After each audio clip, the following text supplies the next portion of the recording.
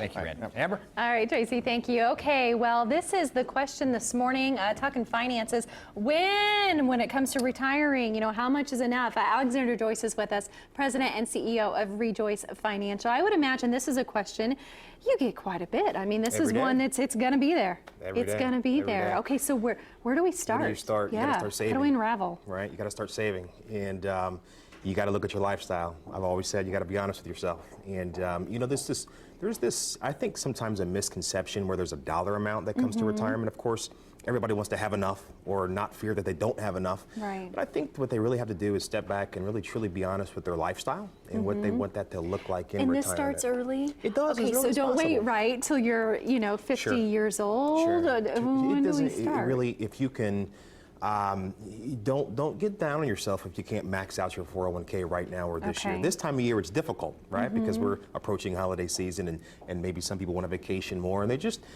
kind of get boggled down about, am I saving enough, or mom told me to save this, or my dad saved that. You just kind of have to look at what you want your retirement income goal to be or look like. The foundation of retirement income starts with Social Security. Most people, it's going to be there for them. Don't want to have that conversation. But then it's if you want to have a pension, if you do have a pension available, right? Ways to kind of maximize that. If your retirement income foundation with Social Security and your pension is $40,000, but your lifestyle is $60,000, the difficult part is filling that gap, right? And that's where true advice and a true planner, an advisor, seeking help, in asking for help. Is one of the biggest mistakes, because I think for someone even my age, you think, oh, that's however many years away. I mean, do you hear? Okay, because I'm like, in my mind, I'm thinking that is probably one of the biggest things. It is. People think, oh, that's so many years from now, I don't have to worry about it. But I'm telling you what, it sneaks up on you. I mean, as you know, in life, everything with kids, especially as an adult, you always say, I can't believe how fast that went. Absolutely, and it's inflation is real. And those that are older, my average client's 65. Not that I can't help somebody that's right 15 or 16, or people planning for 529s in education for their kids. College planning is important as well. But it's the inflation in today's society, or our economy really is in healthcare.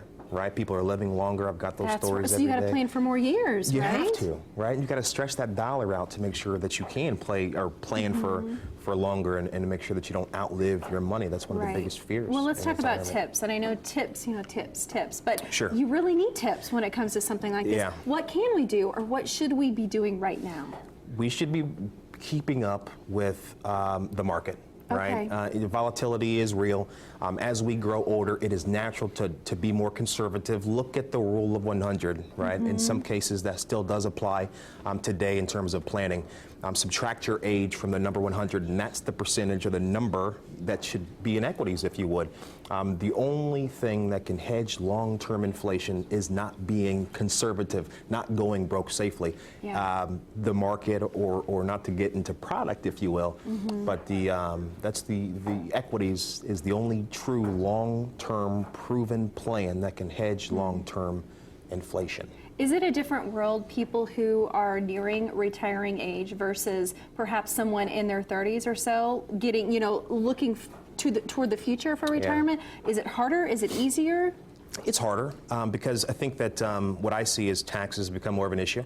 RMDs become more of an issue. Holding on to that dollar becomes more of an issue.